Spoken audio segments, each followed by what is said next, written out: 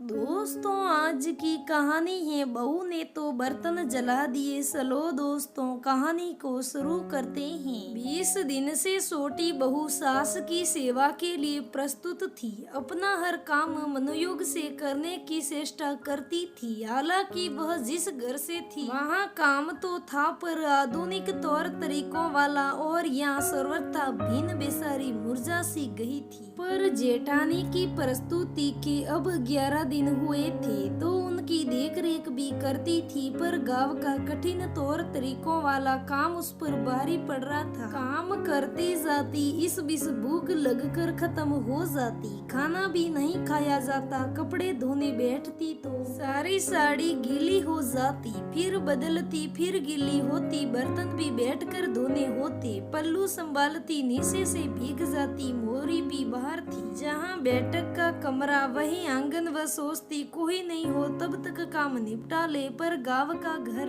व्यवहारिकता कुछ ज्यादा ही थी। किसी तरह जल्दबाजी करती क्योंकि घूंघट लेकर उससे काम ना होता, और अगर किसी के सामने गिर जाए तो सास काली का रूप हो जाती थी। वह वैसे भी सीधी सीधी और सरल थी, मुंह जोरी करना नहीं जानती थी, तो बेस की कोई गुजाइश न रखती। यज्ञपी नवासार से पुण्यता शिक्षित थी, पढ़ाई लिखाई और दूसरे गुणों की यहाँ कोई कदर नहीं थी। काम में कोताही ना हो, ढेर सारा काम करो। औरत जात हो, सिलाई कढ़ाई क्यों नहीं आती, यहाँ सबको सीखना होता ही। फॉल पीको करना सीखो। अपनी सास ननंद की साड़ियाँ तैयार करना बैठ कैसे गई। औरत जात हो चलिए ये तो ठीक था, आए दिन की बात थी। ये झाड़ू चलाना सीखो। ऐसे झाड़ू नहीं चलाया जाता था, जो पारंपरिक पुराना झाड़ू होता था वो ही मिलता था वहाँ पर, जिसे चलाने में उसे हमेशा फांस चुभती। यहाँ ज्यादा काम करने से साले पड़ जाते, फिर भी जेठानी की खातिर सब किए जाती। एक दिन जेठानी दलिया सड़ाकर भूल गई, पूरा पतीला जल गया। छोटी बहू से साफ नहीं हुआ, 2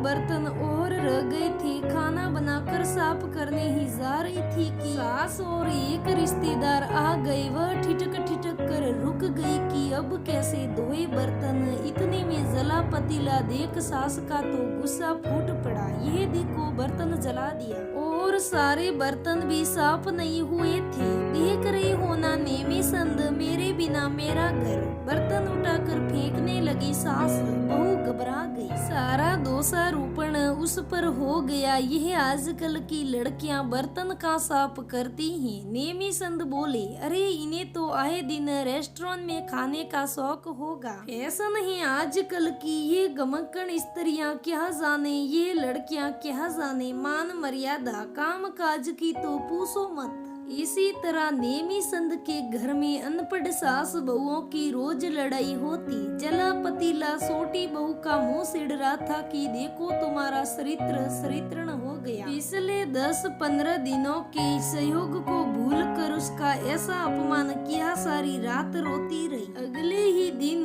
बहू अपना सामान बांध कर निकल ली। मैं तो गमकन जात हूँ माँ जी, ज्यादा दिन एक जगह नहीं रहती, आप संभालो अपना साम्राज्य। तो दोस्तों देखा आपने किस तरह एक जले पतीले ने बहू का चरित्र निर्धारित कर दिया, जो उसने जलाया ही नहीं था। वैसे चरित्र चरित्रण किसका हुआ यहाँ पर जरा सोचिए। तो दोस्तों हर सास से मैं यही कहती हूँ कि अपनी बहुओं पर ऐसे जोर मत डालो, उसे अपने हिसाब से रहने दो। हर गलती पर टोको मत, हर गलती पर रोको मत। बहू को अपने हिसाब से जीने दो, वो काम करती रहे तो करने दो, उसका मन नहीं है तो रहने दो। फिर देखना आप दोनों की जोड़ी कैसे बनती है, माँ बेटी की तरह। और बहुओं से भी निवेदन करती हूँ कि छोटी मोटी बात पर झगड़ा ना करे और अपनी सास बहुओं की जोड़ी हमेशा सलामत रखे। इसलिए दोस्तों सास बहू को दोनों को ही सोच समझ के बोलना चाहिए और अपने रिश्ते को बसाना चाहिए। दोस्तों मेरी ये कहानी कैसी लगी हमें कमेंट करके जरूर बताना। अगर कहानी अच्छी लगे तो लाइक करना, शेयर करना, हमारे चैनल को सब्सक्राइब करना। धन्यवाद दोस्तों, फिर मिलते हैं ऐसे ही एक और नए वीडियो के साथ।